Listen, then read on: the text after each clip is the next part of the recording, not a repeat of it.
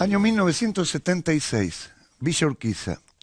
Hay un pibe de 10 años que con una raqueta se hace el Paul Stanley. Kiss, le saca la lengua al espejo, canta.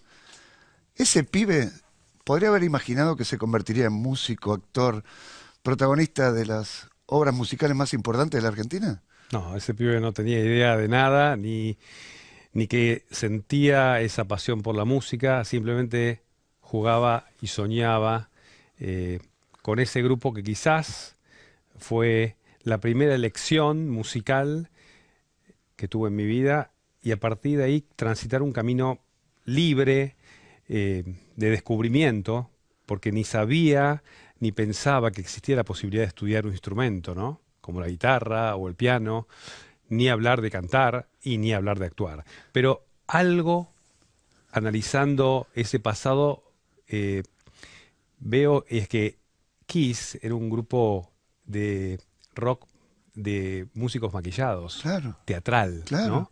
Y había algo ahí que creo que me atraía, que era el misterio de no verle la cara a los músicos, ¿no? De estar atrás de un personaje. Era un grupo de rock que estaba atrás de cuatro personajes que eran sus cuatro integrantes. Además de la música y de este juego, el resto de la infancia normal, como todos los pibes de barrio. Absolutamente normal, porque creo que si hubiese, eh, si hubiese dedicado el tiempo quizás al estudio del piano como se estudiaba los chicos muchas horas, creo que hubiese resignado mucho tiempo que me parecía importante, ¿no? De juego, de tener amigos, de hacer los programas normales, hasta fui Boy Scout, ¿no? Ujú.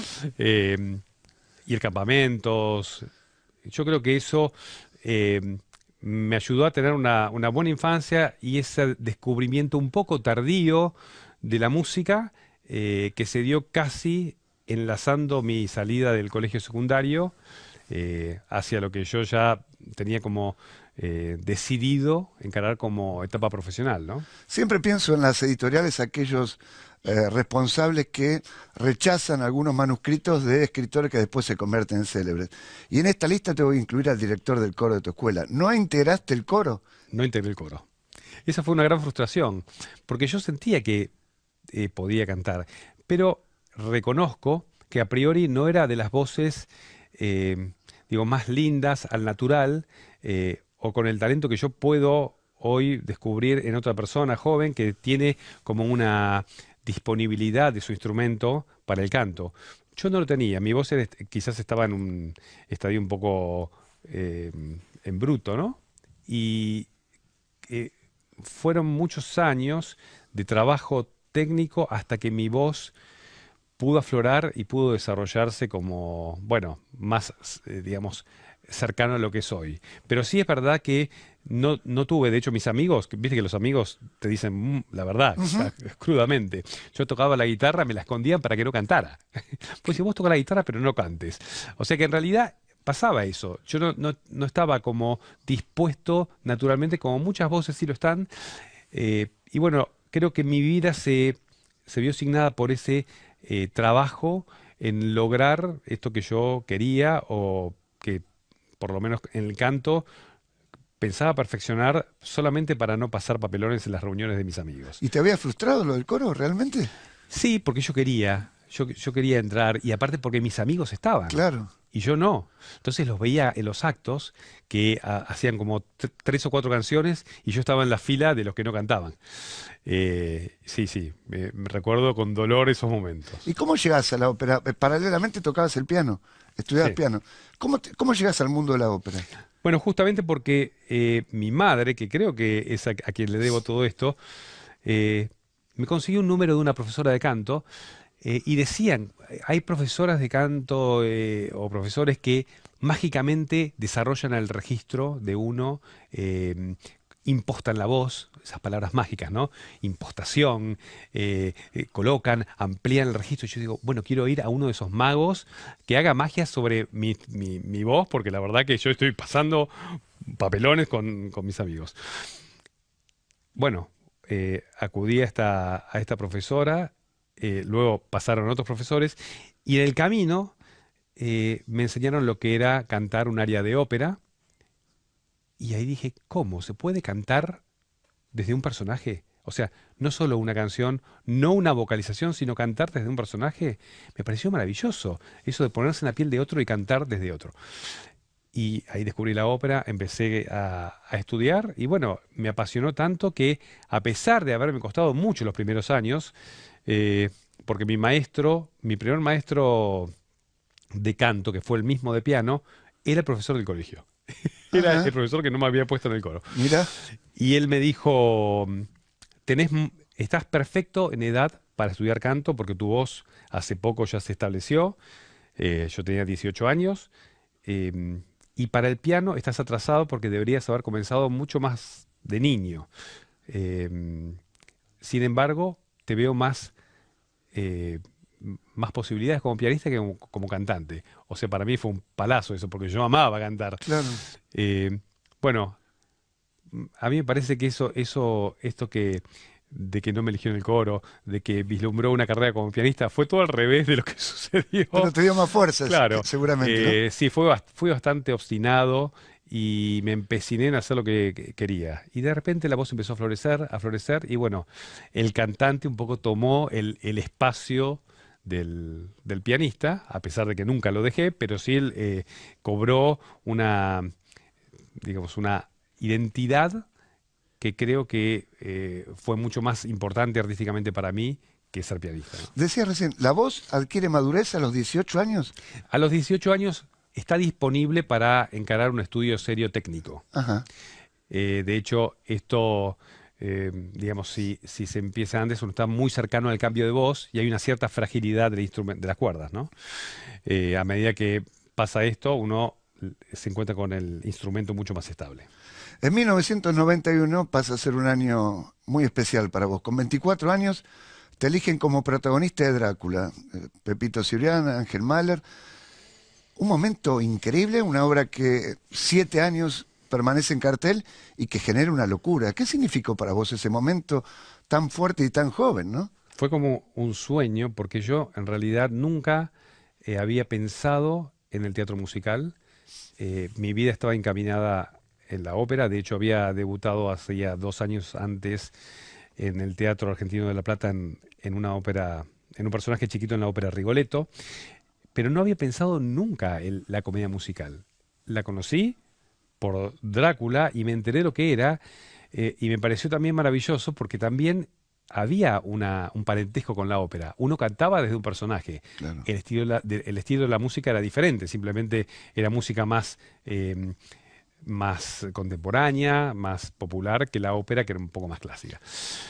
Pero me encantó y me fui entusiasmando y me fui como enamorando en el tránsito de lo que fueron las audiciones, los ensayos y el estreno. Fue como un camino como de aprendizaje y de vivencia que lo recuerdo casi oníricamente, un poco como este espacio, como si estuviese flotando en una nube de ensueño, ¿no? ¿Y entre cuánta gente fuiste elegido? 2000 personas. 2.000 personas. Ahora, lo que generaba Drácula era increíble. ¿Qué fue lo más loco que viviste en un escenario con Drácula? Bueno, lo que recuerdo es ese Luna Park repleto como si fuera una cancha de fútbol. 5000 personas, la capacidad máxima en reiteradas funciones en esos veranos mágicos que tuvimos. Y era algo, parecía surrealista, salir y que el público te ovacionara como si fuera un gol de River o de Boca, Sí, o sea, sí, sí, sí. un golazo, y era solamente un actor desconocido que había interpretado un personaje. Y yo no era consciente de lo que era Drácula. No sé si lo soy ahora, yo simplemente hacía bueno, lo que me habían marcado y lo que sentía por el personaje, pero creo que lo que pasaba hacia afuera era algo mucho más grande, y creo que la gente estaba como magnetizada por eso que sucedía, ¿no? Por Exacto. esa magia, esa química del personaje con la obra. Porque si vos me preguntás qué pasa con la obra, por qué fue un suceso, yo creo que es una combinación de cosas. Es la obra, el personaje, la música, el libro, el Luna Park, la primera superproducción argentina a nivel de Broadway. Y yo estaba ahí adentro, y yo era parte, y era como la punta del barco, ¿no? Eh, y la verdad que yo me siento como gratificado porque creo que unos minutos antes de entrar a esa cola de la audición, yo dudé y casi me voy. ¿Ah, sí? Porque pensaba, tanta gente, va a haber miles de personas mejores que yo. Mejor me voy, ¿para qué voy a perder el tiempo en la cola? Yo pensaba eso. Tocado por la En un varita. momento pasó la cola más rápido y yo me quedé y seguí. Pero fue así. Ahora, yo tuve la oportunidad de ver Drácula en dos oportunidades y lo que me asombró siempre fue la reacción del público y la tensión que se generaba, el magnetismo. Y te puedo asegurar, en cuanto a las mujeres, yo creo que te podrías haber casado 2 veces por noche como mínimo. Las mujeres se enamoraban del personaje. Sí, sí, Era sí. todo tan difuso, ¿no? Sí, sí, sí. Y para mí eso fue un shock porque antes de Drácula yo sentía que, bueno, en mi vida nunca fui eh, ni un galán ni nada por el estilo. Más bien, nunca me fue demasiado bien con las mujeres. A mis amigos le iba mejor. Y con Drácula sucedió algo, pero digo, ¿qué me ven? Si yo soy el mismo de Soy antes. O el sea, gran ganador.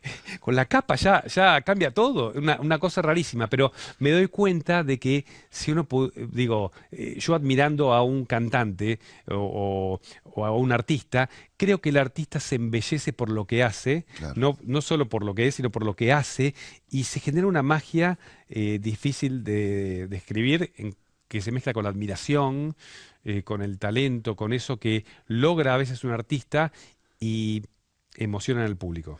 Pensaba también en la vida del artista, ¿no? 2 millones de espectadores tuvo Drácula a lo largo de esos 7 años. Uno cree que después de eso van a llover las ofertas laborales y sin embargo hubo como un parate después de Drácula, ¿no? Sí, sí, yo por un lado decidí bajarme porque sentía que en esa época Drácula me estaba como absorbiendo muchísimo Ajá, de mi vida personal y sentía la necesidad como de parar un de poco. cambiar. Ahí fue cuando ingresé al Colón, tuve mis años como cantante lírico y de repente llegan los musicales de afuera, La Bella y la Bestia, Los Miserables, y eh, empieza como a existir la oportunidad de poder mostrarme en otra faceta, distinta a la que hasta ese momento la gente solamente me veía que era Drácula. Y Pero sí, es verdad, Drácula me hizo muy conocido, de hecho, tantos protagónicos que hubo después de obras que hizo Pepe, no catapultaron a su protagonista como me catapultó a mi Drácula. Y eso sucedió por única vez, ¿no? un hecho mágico. Sí, En el 98 fuiste elegido para interpretar La Bella y la Bestia de sí. Disney. ¿Eso fue un espaldarazo? ¿Fue para vos decir, estoy en el camino correcto? ¿Era esto? Porque después de Drácula uno podía quedar encapsulado en ese personaje, ¿no? Sí, fue un segundo empuje porque eh, para mí significó que además de la increíble oportunidad que me dio Pepe Cibrián y de lo que fue Drácula, eh, yo creo que también necesitaba que además me eligieran sin que supieran lo que había sido Claro, con Drácula, claro. sin que una persona esté influenciada por ese éxito. Y eso sucedió con los directores tanto de los americanos que hicieron La Bella y la Bestia como los ingleses de Miserables. Ellos no sabían nada, ni quién era yo, ni lo que había hecho. Y me pareció muy valioso poder tener esos segundos reconocimientos que no estén influenciados por un cartel, por un éxito, que me hacían afirmarme más en que, bueno, que ese era mi camino, como vos decís. Paradójicamente había vida después de Drácula. Sí, había vida. Bastante. Después generás tu propia compañía. Sí, creo que cuando los proyectos que uno quiere no suceden y a veces digamos, el medio tampoco ayuda para que existan estas obras que uno quiere hacer, me decidí a emprender junto con amigos que apostaban quizás a esta aventura de producir teatro, a hacer proyectos nuevos. Y así me animé a traer obras de afuera que yo conocía y que yo sentía que eran muy fértiles para el público nuestro y que merecían la pena ser conocidas. Fue el caso, la primera fue Phantom, que es la segunda versión del Fantasma de la Ópera americana, que no es conocida, que nunca llegó a Broadway y que es una obra que muestra, en este caso, un fantasma de la ópera mucho más humanizado. Cuando la gente salía del teatro y me decía gracias por haber traído esta versión, para mí fue como el premio a ese esfuerzo, poder acercar obras que de otra manera no hubiesen venido nunca, ¿no? La voz es tu principal herramienta, sin lugar a dudas. ¿Cómo se cuida la voz? ¿Qué está prohibido para alguien como vos en ese sentido? Está prohibido, digo, descuidos y excesos como fumar, alcohol, tener una vida desordenada que implique un uso abusivo de la voz, del instrumento, tampoco cuidarse en el descanso, cosas que a mí no me costaron mucho porque nunca me sentí atraído ni por el cigarrillo ni por el alcohol. em, y trato, sí, de cuidarme porque, digo, cuando uno se excede trabajando o muchas horas, el instrumento se resiente. Y yo siempre fui consciente de eso, fui consciente de lo que me costó y por eso lo valorizo más. Trato de que, bueno, que el espacio de reposición exista para que este instrumento tenga larga vida. Ex compañeros tuyos hablan de cierta ceremonia previa a la salida a cada función. ¿En qué consiste esa ceremonia previa? Bueno, en largas vocalizaciones y posterior a eso, un entrenamiento que tengo que es bastante personal, que tiene que ver con cantar arias de ópera que considero difíciles y que establezco en orden como de dificultad y empiezo por las más cómodas y voy evolucionando a las de mediana dificultad y a las más difíciles y ahí termino. Un proceso que me lleva más o menos una hora y que me hace ganarme el odio de mis colegas en camarines porque yo siento mucha concentración en el momento previo al escenario. Es como que me prepara no solo el instrumento, sino el cuerpo, ¿no? La disposición a lo que va a venir. Porque hablabas del instrumento hoy, la voz como instrumento, que es fantástico escucharlo así, y el cuerpo acompañando. Y ese ejercicio de meditación solo, vos, el espejo y el camarín, ¿no? Sí, absolutamente.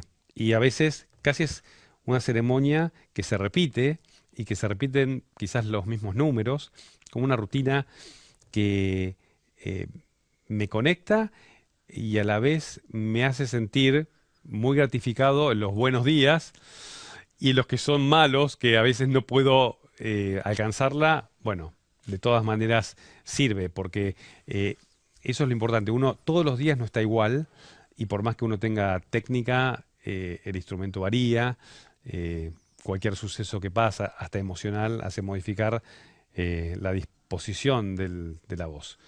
Así que, bueno, hay que cuidarla. Y sé, y soy muy consciente, que con los años eso se pone más sensible y hay que cuidarlo, porque si no, el cantante tiene vida corta. Déjame espiarte 15 segundos en ese camarín. ¿Cómo es esa área? Uh, ah, ah, ah, ah. Y sube. Y va subiendo.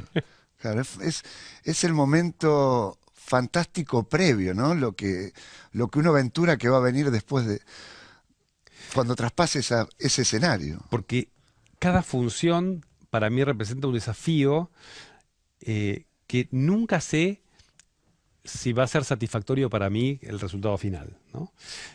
Eh, Hay obras muy difíciles, como Drácula, por ejemplo, que tiene una dificultad tan grande que uno tiene que pensar en llegar al final o hasta la segunda función con un nivel, por ejemplo, vocal de calidad. Uno sufre, como cualquier deportista, de un desgaste, un cansancio, y uno tiene que tratar de conservarse para poder llegar al final con dignidad. Y esa preparación que yo hago, lo que me da a mí es la resistencia como para soportar lo que va a venir después, ¿no? Entonces después soy libre para hacer lo que quiero, inclusive quizás desbordarme en la interpretación sabiendo que el instrumento me aguanta. Ahora, ¿sentiste alguna noche que era el mejor día de tu voz Sí. o como perfeccionista estás pensando que es el que va a venir? Siempre pienso que es el que va a venir. He disfrutado muchos, muchos buenos días, eh, pero uno comienza al día siguiente y ya va en busca de lo demás. Porque pienso que eh, lo que está por venir quizás sea mejor, ¿no? De lo que pasó. Y uno tiene que estar siempre con esa zanahoria adelante, esa búsqueda de la perfección. Ahora siempre me fascinó del artista, de aquel hombre que está en el escenario ante centenares de personas, cuando habla de la energía que se recibe. Esa energía la percibís y lo que me sorprende, cuando termina una función, ¿cómo te sentís? Eh, Extasiado, eh, creo que muchas veces me ha conmovido hasta las lágrimas sentir ese calor del público. He atravesado momentos muy difíciles en mi vida donde eso me ha abrazado y me ha hecho sentir muy bien. Eh, a veces, cuando funciones quizás no iban tan bien, he sentido la falta y uno se vuelve un poco adicto a esa aprobación del público. Con Drácula, debo decir que nunca me ha pasado que un público se vaya insatisfecho, ¿no? Debo decir, a cada uno que vio Drácula se fue feliz de lo que había visto, y con Drácula fue quizás la obra que más gratificación tuve como artista, ¿no? De ese público desbordante y, y además que no solo quedaba en un teatro, sino que a la salida se quedaban y me abrazaban y me decían lo que sentían y lo que a muchas personas les había transformado la vida. Uno se convierte en adicto, es una droga ese cariño, esa energía, esa fuerza, ¿no? Sí, es peligrosa porque cuando no está, o cuando no está así, como en el público que viene a ver Drácula, es difícil, hay que estar preparado para saber que puede no estar, ¿no? Y tenías 24 años, no era fácil. Puf, creo que fue en paralelo al suceso, fue en paralelo eh, el tsunami interno que generó Claro. esta sensación del endiosamiento por parte de la gente de mi figura y mi realidad, que yo la veía como siempre. Yo era el de siempre, nada más que de repente todo el mundo me endiosaba. Y eso desbalancea un poco Seguro. la cabeza. Igual, creo que si hay algo que a mí me sostuvo en la tierra es, digo, siempre fue un humilde trabajador del arte y siempre supe lo que me costó llegar. Claro. No es algo que me había venido así por suerte, sino fue por trabajo. Y cada día para mí fue un trabajo importante. Y como con comedias musicales, ¿cómo estamos en el mundo? ¿Cómo se puede comparar Argentina? Artísticamente yo creo que estamos en un excelente nivel, que no es poca cosa. He visto cosas afuera que a nivel actoral o artístico dejaba mucho que desear comparativamente. Si uno compara, bueno, con las superproducciones de Broadway, quizás sí estamos atrás, ¿no? Pero bueno, estamos un poco más cerca con esto de la comunicación y la conexión. Creo que los espectáculos, en la medida que la economía lo permite, aspiran a producciones más cercanas a Broadway. Pero me parece que la magia del teatro no tiene tanto que ver con esta superproducción, sino con lo que sucede en la obra y con lo que el actor genera en el público con su arte. Y me parece que desde ese lugar estamos iguales. Tenés 3 hijos que están relacionados con la música. Dos Dos hijos, sí. hijos. Se aprende mutuamente en esto, ¿no? Sí, yo de Mateo, que es mi hijo mayor, que fue el que primero eligió el camino de la música, compartí muchos momentos, inclusive hemos tomado clases juntos de dirección orquestal. Ajá. Así que sí, lo compartimos muchísimo. Y luego mi hija, Kiara, que eligió específicamente la carrera de teatro musical, bueno, con ella compartimos todos los momentos porque, bueno, además soy su maestro de canto y bueno, la ayudo y la guío lo más que puedo en este camino que sé que es difícil del inicio a, a este género que es tan lindo pero tan difícil. A veces pienso, hubiese sido mejor que mis hijos no fueran artistas, eh, digo, por lo difícil que es la remada. Pero yo creo que esa pasión que uno siente se transmite en el aire, en el medio, y ellos la absorben. Y creo que si eso les hace feliz, no importa lo que cueste. Lo mismo que hacía tu madre con vos, en definitiva, ¿no? Sí, se jugó, es verdad. Ella bueno, éramos de clase media tirando para abajo y ella estaba casi sola con todo. Sin embargo, nunca pensó cómo vas a vivir. Dijo, haz lo que te guste, haz lo que sientas. Y ahí fue. Entre los fantásticos que está terminando su gira y el 2021 que va a tener un hecho especial, 30 años de Drácula.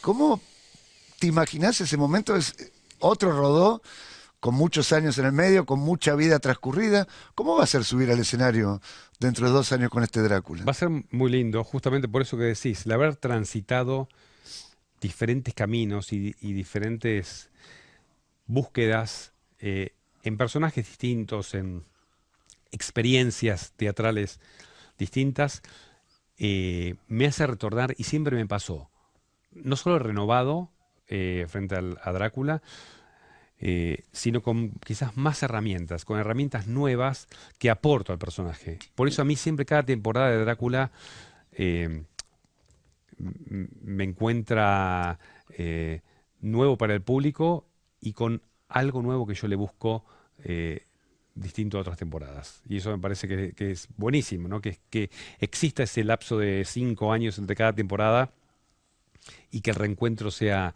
así, ¿no? Como volver a empezar. Te volvés a encontrar con aquel pibe de Villa Urquiza, toma una cerveza sin alcohol, porque no tomas alcohol. ¿Qué le cantás? I Was Made for Loving You Baby de Kiss o la canción de amor de Drácula? Le canto la canción de amor de Drácula. ¿Cómo era? Una vez yo tuve amor, tanto tiempo en mí pasó, y acaso de nuevo he de sentir esa misma sensación que mi cuerpo había olvidado. Tú y yo, ¿quién nos puede separar? Gracias, maestro. Gracias.